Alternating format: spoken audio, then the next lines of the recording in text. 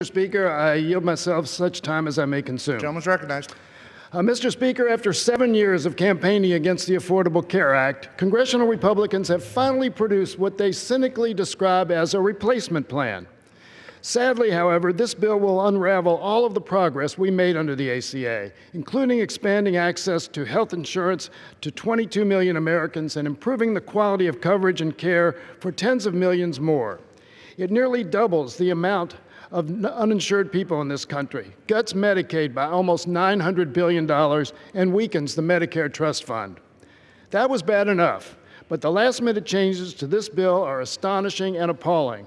This legislation now allows insurers to end coverage for prescription drugs, mental health, maternity and newborn care, preventive care, emergency room visits, hospitalizations, outpatient care, rehab visits, lab services, and pediatric care.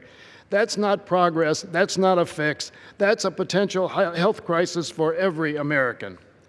My Republican colleagues are well aware of this. Why else would they have drafted this bill and these last-minute changes in secret?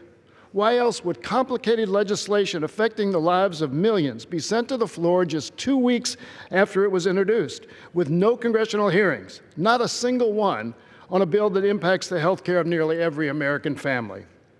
And why else would they rush the bill to the floor without an updated Congressional Budget Office estimate of how much coverage and care will be lost by their backroom deal that ends consumer protections?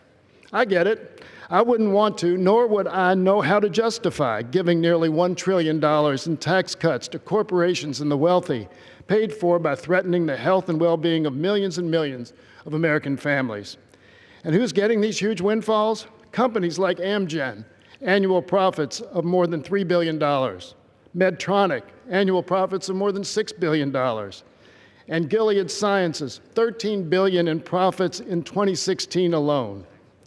When the CBO released its report last week showing that 24 million hardworking Americans will be left without health care coverage by 2026 if we pass this bill, that premiums will rise 15 to 20% next year, that people will pay thousands of dollars more in deductibles and out-of-pocket costs, and that older Americans will be priced out of the market by an age tax, I thought for sure it was dead on arrival, that there was no way my Republican colleagues would walk this plank.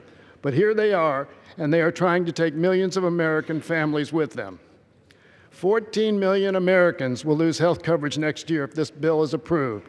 21 million will lose coverage in the next 3 years alone, wiping out all of the coverage gains from the ACA in just 3 years. For pretty much everyone else in the individual market, deductibles and other costs will be higher. And for lower-income individuals, out-of-pocket costs will be much higher. Insurance companies will again be able to sell plans that offer much less financial protection. And we will return to the days when millions of people in this country will live in fear that they are always one serious illness or accident away from bankruptcy. This bill will result in the largest transfer of wealth from struggling families to the well-off in our nation's history, giving $1 trillion in tax breaks to millionaires, billionaires, and corporations. It is Robin Hood in reverse, but this is far worse because access to life-saving care is being stolen. I don't say that casually. I have met people, constituents of mine, whose lives have been saved because of the Affordable Care Act. This from one of my constituents. My name is Kevin Schweitzer. I'm 62 years old, and I'm a lifelong resident of Louisville, Kentucky. I worked hard, took risks, and built a successful small business that I sold at age 59. My wife and I were excited about our prospects as we headed into early retirement. As a retiree too young for Medicare, I purchased health insurance on the open market. Less than a year later, I was diagnosed with lymphoma. I've undergone multiple scans and 2 cycles of chemo. I am winning the battle so far, but since this disease is in my blood, I will be fighting it for the rest of my life. A cancer diagnosis is a life-changing event that not only attacks the body, but the mental stress is just as tough to deal with. Thanks to Obamacare, I've been able to rest easier knowing that my illness wouldn't bankrupt my family and that I'll be able to provide for my wife even after I'm gone. I also heard from a young woman named Sarah Atkins. She suffers from chronic kidney disease. Sarah was able to get health insurance because of the ACA. On January 9, 2011, it saved her life. One of her kidneys shut down and almost went septic. If she didn't have coverage, she would have waited or not gone to the hospital at all. The doctor told her that if she had arrived at the ER an hour later, she would have died. Mr. Speaker, the health of my constituents, Kevin Schweitzer and Sarah Atkins, is at stake in this debate. They and the hundreds of other constituents I've heard from who have serious and chronic health conditions will need high-quality, affordable health coverage for the rest of their lives. Under this bill, they will get less coverage, it will cost more, and eventually they will be priced out of the market, leaving them nowhere to turn for the care they need.